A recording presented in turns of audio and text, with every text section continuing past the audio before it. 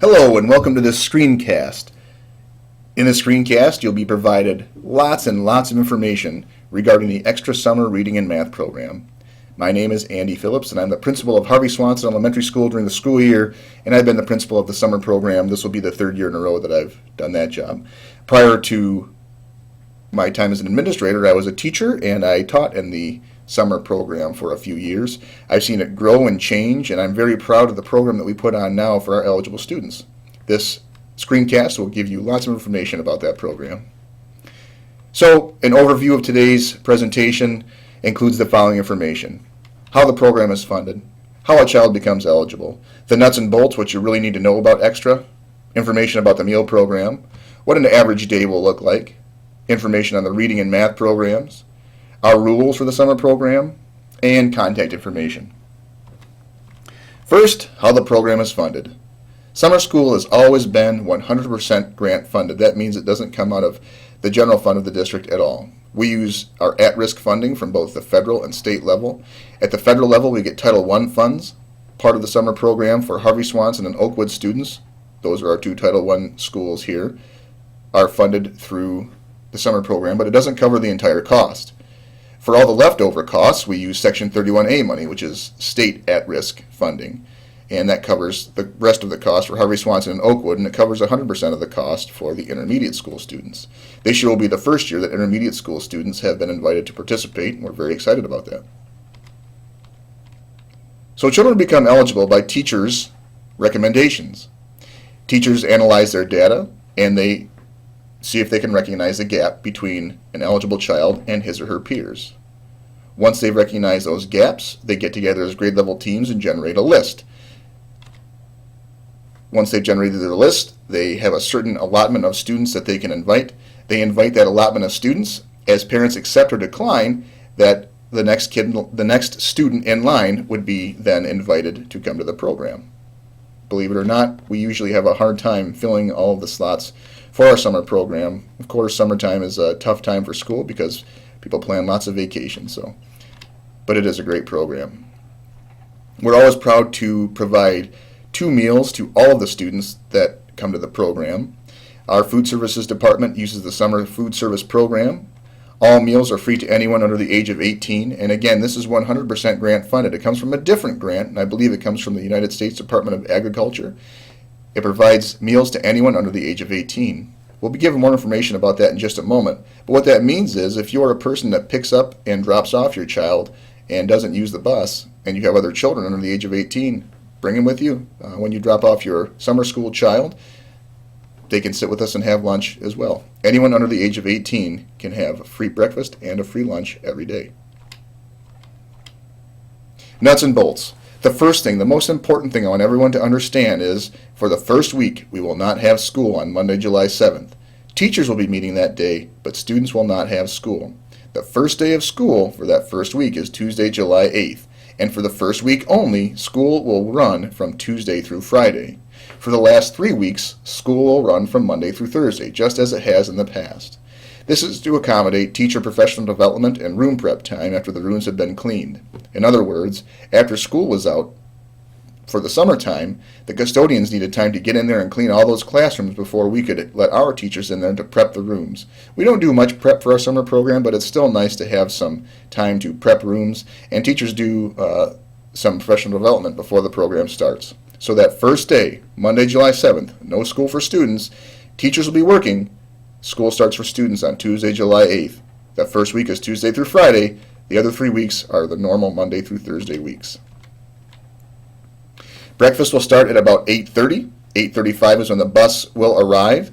All students that ride the bus will be participating in breakfast, unless they bring their own breakfast from home. All students that don't bring food will be provided a breakfast if they ride the bus. If you're a person that drops off their child, you're certainly welcome to join us, but you don't have to. Instruction starts at 9 o'clock, so make sure that you're there on time. And again, if you want to participate in breakfast, you can bring all your kids.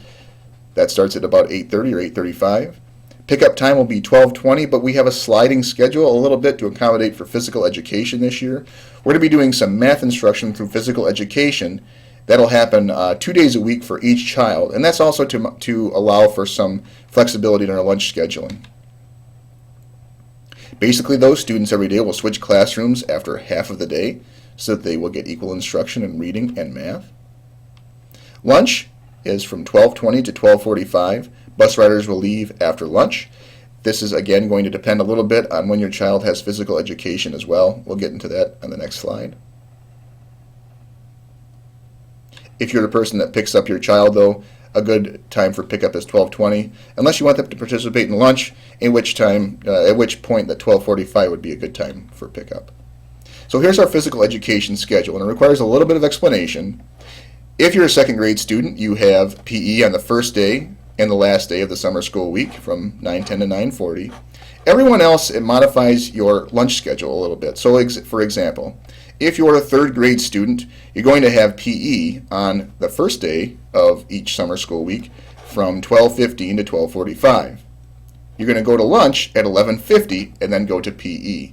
So if you're a person that picks up a third or fourth grade child, you want to modify your pickup time that day to be 12:45. That'll be when PE ends for those children.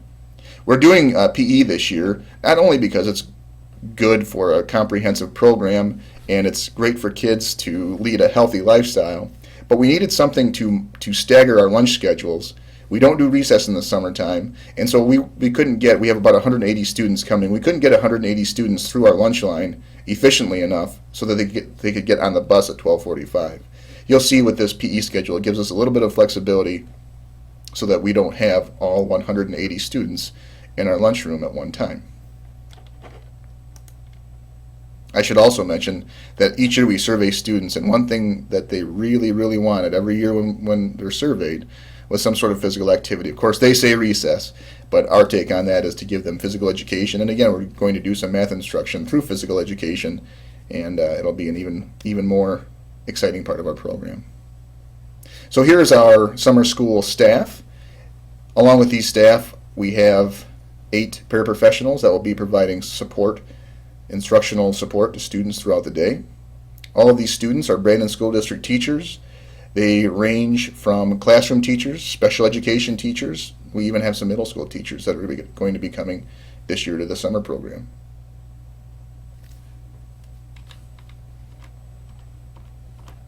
So reading. We use the reading workshop model in which teachers will have a short lesson that'll be taught to the whole class prior to going into a lot of independent reading time. During independent reading time, the teacher will pull groups of 3 to 4 students or even less to do guided reading sessions. In a guided reading session, each teacher finds the next one thing that children need in their reading instruction, and they get to work in a small group or one-on-one with a teacher or paraprofessional. The most important and an exciting part of summer school, though, is that students they get lots of teacher attention, and the reading and writing is very engaging every day, and they do it each day for a sustained amount of time.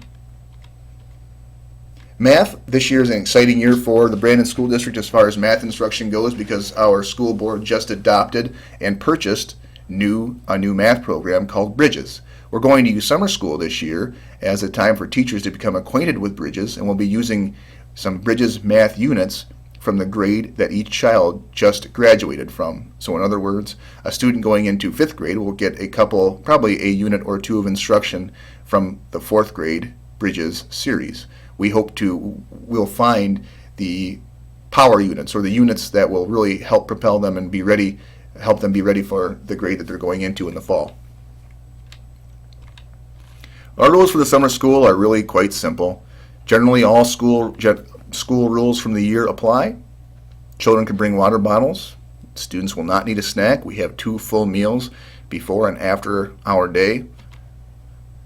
Attendance is mandatory, and if students are not in attendance and we don't know why, they will get a phone call from our summer school secretary. We really push attendance, and you'll see on our weekly newsletters that we'll graph attendance, and we really try to get 100% of our students to be there 100% of the time, realizing that things come up from time to time. But if your child isn't there for a few days, they do risk being